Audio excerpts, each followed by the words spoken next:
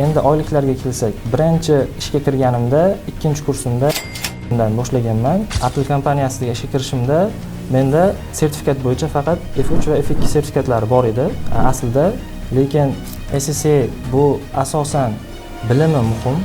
SSA sertifikati asosan ishga kirishdagina yordam beradi. Keyinchalik Artel kompaniyasidan keyin men F9 sertifikatini, ya'ni Financial Management o'qiganman. Hozirda o'rtacha Toshkentdagi oylikdan 2 barobardan ko'proq oylik olaman. Assalomu alaykum. Mening ismim Javohir Mahmatzarov. Hozirda Bayan Medical Group kompaniyasida finansiy data analitik bo'lib ishlab kelyapman. Men Toshkent davlat iqtisodiyot universitetini marketing yo'nalishini bitirganman. Ko'pchilik so'raydi, qanaqa qilib marketing sohasida o'qib turib finansiz bo'lgansiz deb. Bunga asosiy sabab esa bu SSA. SSA haqida men katta akalarimdan eshitganman, ya'ni tanishlarimdan o'qishga bitirib, ishga kirib, o'z yo'lini topganlardan eshitganman. Ular aytishganki, bu sertifikat bu sening karyerangning boshlanishi. SSA'ni birinchi bo'lib Islom Karimov o'qituvchim o'qitgan, ya'ni F3 dan boshlaganmiz. Birinchi o'rinda F3 sertifikatini olib turib, men ishga kirishga qaror qilganman. Bu ko'p o'qituvchilarim rad qilgan, yaxshi emas, oxirigacha o'qish kerak deb, lekin men fikrimcha bu SSA sertifikatini tajriba bilan birgalikda o'qish kerak. O'zi aslida jahon tajribasida shuni kuzatiladiki, SSA bu professional sertifikat, ya'ni akkreditatsiya hisoblanib, karyera davomida yoki o'qishni bitirib keyin olish kerak deyishadi va men bu fikrga qo'shilaman. O'sha davrda ikkinchi kursimdan turib ishlashni boshlaganman. Bu ishlash davomida F5 sertifikatini o'qiganman. Ya'ni o'qituvchim Miravzal Rahmonov bo'lgan. Miravzal aka bilan biz birga ishlaganmiz ham va SSA sertifikatini u kishidan o'qiganman. Undan keyin men SSA asosiy manba bo'lib qoldi mening karyeramning boshlanishiga. Undan keyin Artel kompaniyasiga ishga topshirganman. Miravzal akalar va Islom akalar menga yordam bergan bunda. Artel kompaniyasiga ishga kirishimda menda sertifikat bo'yicha faqat F3 va F2 sertifikatlari bor edi aslida, lekin bu sertifikatlardan tashqari odamni soft skills deydi, o'shanga o'ziga bo'lgan ishonch, o'zini bilimini ko'rsatib bera olish katta rol o'ynagan va bu o'qituvchilarim menga bu ko'nikmalarni o'rganishga va ko'rsata bilishga yordam berishgan. SSA bu asosan bilimi muhim. SSA sertifikati asosan ishga kirishdagina yordam beradi. Keyinchalik insonning o'zini ko'nikmalari, o'zini chiqishib keta olish, ya'ni muloqot qila olish, soft skills, hard skills ko'proq rol o'ynaydi deb o'ylayman. Misol uchun ishga kirgandan keyin SSA sertifikatining bilimlari faqat bu teoriya xolos va undan keyin ko'p boshqa hard skilllar kerak bo'ladi. Misol uchun Excelda ishlay olish, undan tashqari til bilish albatta kerak. Rus tili O'zbekiston sharoitida juda muhim.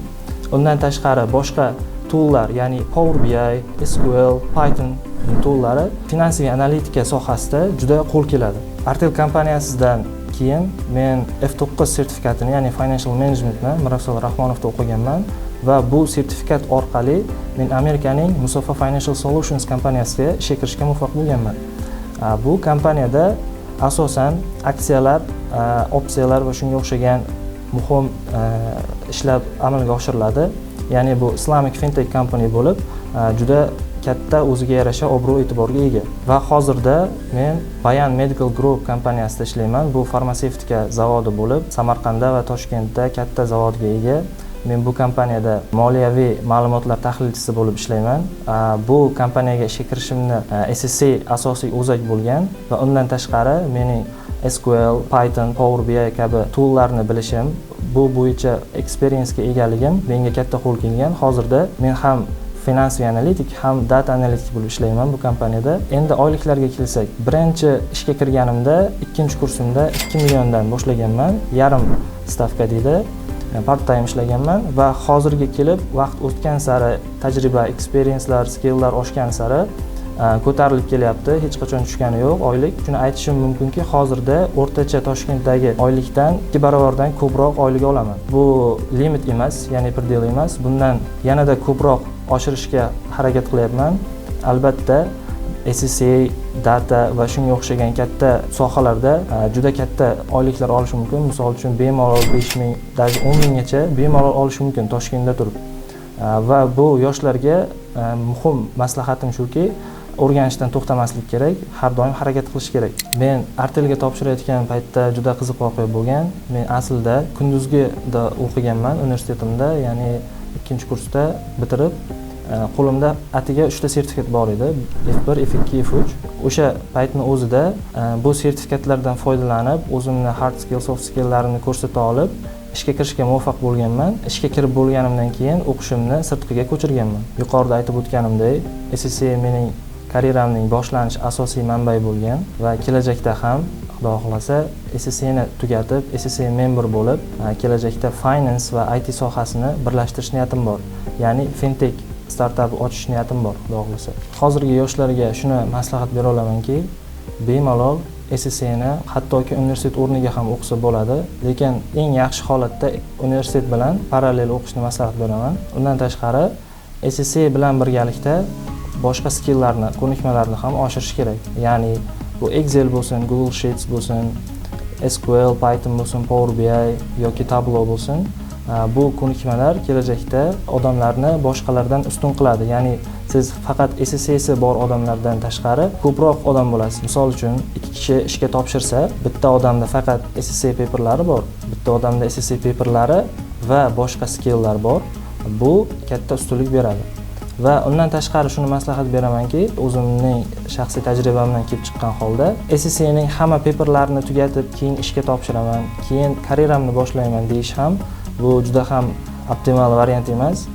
Chunki ustozlardan, o'zimizni ko'rganlardan shuni aytishim mumkinki, SSCni va karyerani birgalikda davom ettirsa bo'ladi va bu katta yordam beradi. Ya'ni siz SSC paperlarini tugatganingizgacha SSC member bo'lish ehtimolingiz bor. Va bu katta plus bo'ladi sizga. Men FBA Academy'ga juda katta tashakkurimni bildiraman, chunki FBA Academy bu meni birinchi ishga kirishimda va hozirgacha qo'llab keladi. Birinchi marta Firdavs aka menga ishga kirishimga yordam bergan, ya'ni CV'larimni topshirib, ishga chiqqanda o'zimni tanishtirib, qanaqa tutishimni o'rgatgan ustozlarim roli katta. O'sha uchun FBA Academy'ga juda katta minnatdorman va kelajakda ham FBA Academy bilan birga ishlashga harakat qilaman. Mendan shu paytgacha kimdir SSC o'qimoqchiligini so'rasa yoki qayerdan tavsiya qilasiz desa, men har doim FBA Academy'ni tavsiya qilaman va tavsiya qilganman. Sizlarga ham aytishim mumkinki, bemalol FBA Academy'ga murojaat qilishingiz mumkin. Bu yerda professional o'qituvchilar, tajribali va katta ma'lumotlarga ega manba bilan sizlarga bemalol SSCni o'rgatadi. Misol uchun, Mirafzal Rahmonov menga nafaqat SSC, nafaqat finance, undan tashqari ko'p ishlab chiqarish, supply chain va boshqa katta ma'lumotlar bo'yicha menga yordam bergan va karyeramni qurishga yordam bergan. FBA Academy. Study ACCA with professionals.